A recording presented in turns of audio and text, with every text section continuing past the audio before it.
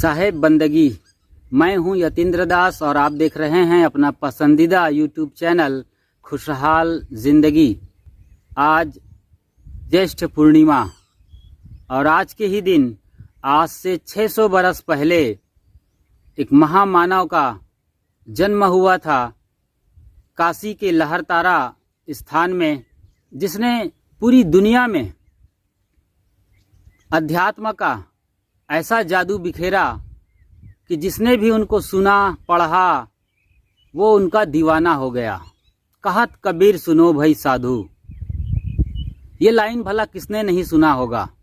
आप दुनिया के किसी कोने में चले जाइए, ये लाइन बोलिए, उसको जरा सी भी हिंदी आती हो तो वो समझ जाएगा कि ये बंदा हिंदुस्तान से आया है और कबीर का दीवाना है। सदगुरु कबीर साहेब किसी परिचय के मोहताज नहीं हैं।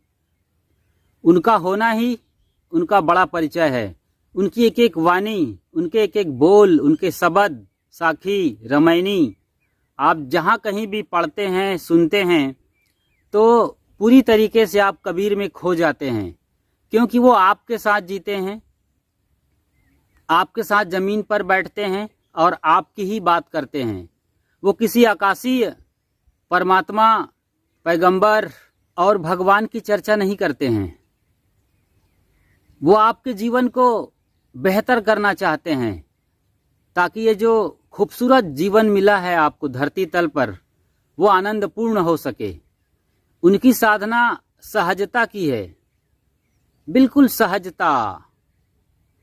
वो कहते हैं सहज ध्यान रहो, सहज ध्यान रहो, मतलब बिल्कुल सहज रहो और ध्यान पूर्वक जियो। संतों सहज समाधि भली।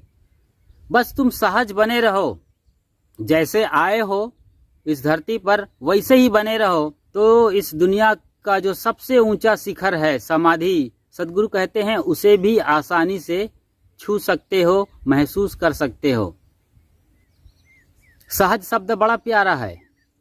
कभी आपने गौर किया? ये जितना सहज मालूम पड़ता है उतना ही महान और गंभीर अर्थ लिया हुआ है। शायद आपने गौर न किया हो।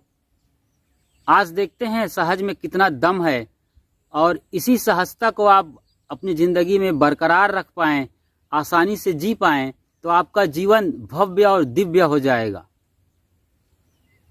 जो आप कल्पना करते हैं अपने महापुरुषों के लिए, अपने आइकॉन और लीजेंड के लिए, वो कामयाबी जो हासिल करना चाहते हैं, उनके जैसा होना चाहते हैं, वैसा आनंदपूर्ण जीना चाहते हैं तो सहज शब्द आपके लिए बिल्कुल फिट है। बस इसको समझने की देरी है। सहज शब्द को दो पार्ट में तोड़ते हैं। पहला है सह, दूसरा है जा। सह धन जा। सह का मतलब साथ में, जा का मतलब जन्म लिया। सदगुरु कहते हैं कि जो तुम्हारे साथ ही जन्म लिया है, मतलब तुम जैसे आए हो वैसे ही रह जाओ। क्या बड़ी बात कर रहे हैं साहब, बड़ी सहजता से आपको बता रहे हैं, अत्यंत पराकाष्ठा की बात। कोई रंग रोगन मत करो, कोई दिखावा, कोई ढोंग ढकोसला, कोई कर्मकांड पाखंड कुछ मत करो।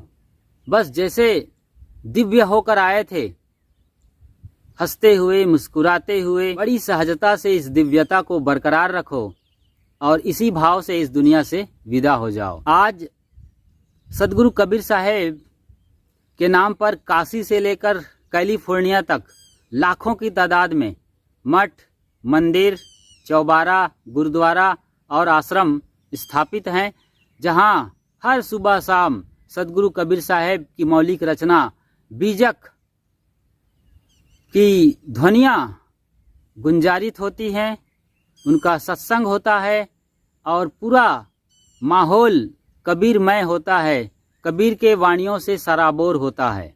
जब भी हमारे देश में संकट आया है, सबसे पहले कबीर की वाणी ही प्रसारण केंद्रों से बजती है।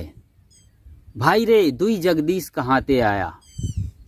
अद्भुत हैं कबीर और उनकी वानियाँ, और उनके साथ जीना तो और भी अद्भुत है जब उन्हें आप सही तरीके से समझते हैं और बड़े आनंद के साथ जीने लगते हैं। वर्तमान हालात में तो सदगुरु कबीर साहब और ज़्यादा प्रासंगिक नज़र आ रहे हैं। जिस तरीके से देश की हालात है, एक छोटी सी बात को लेकर जिसको नुपुर शर्मा ने एक डिबेट के दौरान कहा था, वो भी उकसाने पर, और वही बात उन्होंने बोला है जो कि उनके कुरान और हदीस में लिखा हुआ है।